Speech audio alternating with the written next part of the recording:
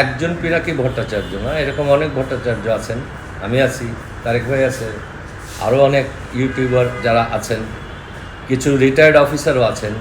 তারা এই বিষয়গুলি নিয়ে অনেকে কথা বলছেন, যেমন আজকে আমিও বলছি।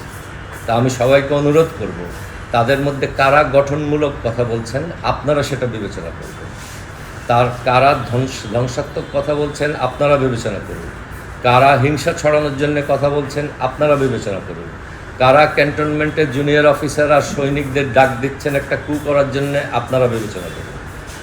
আমাদের দেশে যদি এখন যে কোনো কারণে একটা অস্থিরতা হয়, সেটার জন্য লাভবান হবে আমাদের শত্রু ভারত। কোনো সন্দেহ আছে আপনাদের? কাজে সেই ভারতের হাত শক্তিশালী করার জন্যে আমিও যদি একটা কথা বলি, আমিও যদি এমন একটা আচরণ করি যে আমার দেশ 7 দিনের জন্য কোনো একটা এলাকা অচল হয়ে পড়ে, তাতে লাভবান হবে ভারত আর আওয়ামী লীগ।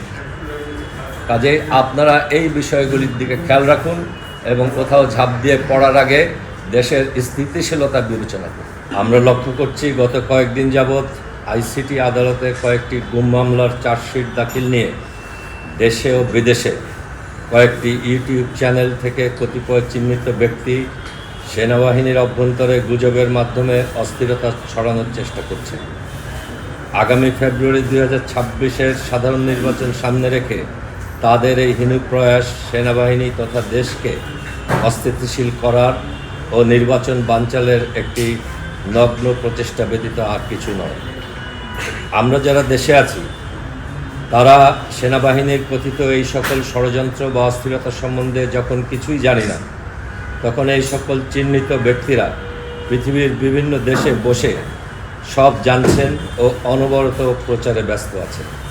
তারা তাদের এই অপপ্রচারের মাধ্যমে সেনাবাহিনীর মধ্যে বিভেদ সৃষ্টি ও জনগণকে সেনাবাহিনীর মুখোমুখি হওয়ার আহ্বানও জানাচ্ছেন। আমজনতার দল মনে করে বাংলাদেশের জনগণ ও সেনাবাহিনীর এ সকল ব্যক্তির দেশবিরোধী এই প্রচারণার ফাঁদে পড়ে বিভ্রান্ত হবেন না ও কোনো হঠকারী আচরণে লিপ্ত হবেন না। যারা দেশকে অস্থিতিশীল করার চেষ্টা করছেন, প্রকারান্তরে তারা আমাদের শত্রুদের হাত শক্তিশালী করার প্রক্রিয়ায় যুক্ত। বাংলাদেশের সকল দেশপ্রেমিক জনগণ ও সেনাবাহিনী একতাবদ্ধ থেকে সকল চক্রান্তকারীদের রুখে দাঁড়ান ও প্রতিহত করুন। ধন্যবাদ।